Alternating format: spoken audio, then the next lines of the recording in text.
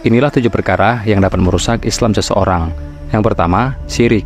Perbuatan yang dapat mendulang dosa besar adalah syirik. Sebagai umat Islam, perilaku seperti ini sudah seharusnya dijauhkan dari kehidupan sehari-hari.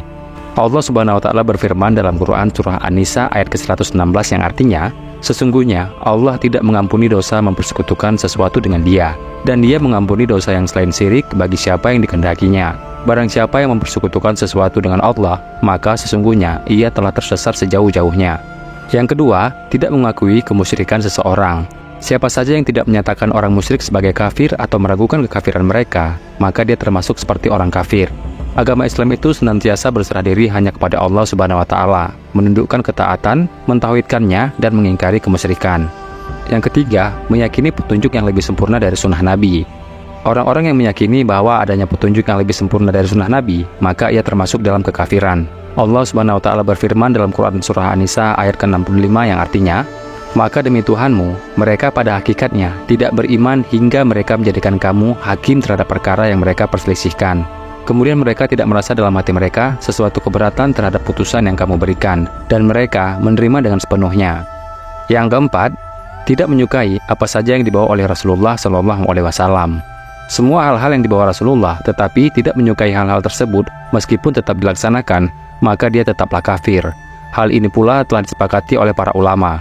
Allah Subhanahu wa Ta'ala berfirman dalam Quran Surah Al-Munafikun ayat ke-1 yang artinya, apabila orang-orang munafik datang kepadamu, mereka berkata, kami mengakui bahwa sesungguhnya kamu benar-benar Rasul Allah, dan Allah mengetahui bahwa sesungguhnya kamu benar-benar Rasulnya, dan Allah mengetahui bahwa sesungguhnya orang-orang munafik itu benar-benar orang pendusta. Yang kelima, menghina Islam. Dalam hal apapun, menghina bukanlah yang patut dilakukan bagi seorang muslim, apalagi sampai harus mengolok-olok Sang Pencipta, Allah Subhanahu wa Ta'ala dan Rasulnya, maka dia telah keluar dari Islam.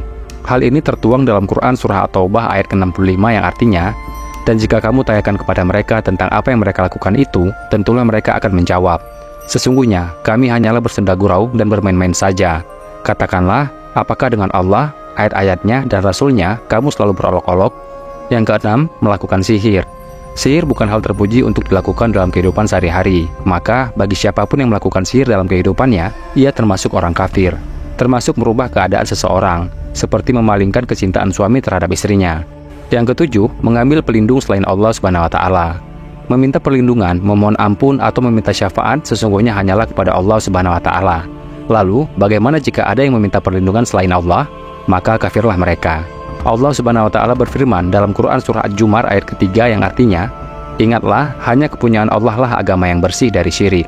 Dan orang-orang yang mengambil perlindungan selain Allah berkata, kami tidak menyembah mereka, melainkan supaya mereka mendekatkan kami kepada Allah dengan sedekat-dekatnya. Sesungguhnya Allah akan memutuskan di antara mereka tentang apa yang mereka berselisih padanya. Sesungguhnya Allah tidak menunjuki orang-orang yang pendusta dan sangat ingkar. Itulah beberapa perkara yang dapat menghancurkan atau merusak Islam seseorang yang tercantum di dalam Al-Quran. Semoga kita dapat memahaminya dengan baik dan jauh dari perkara-perkara tersebut.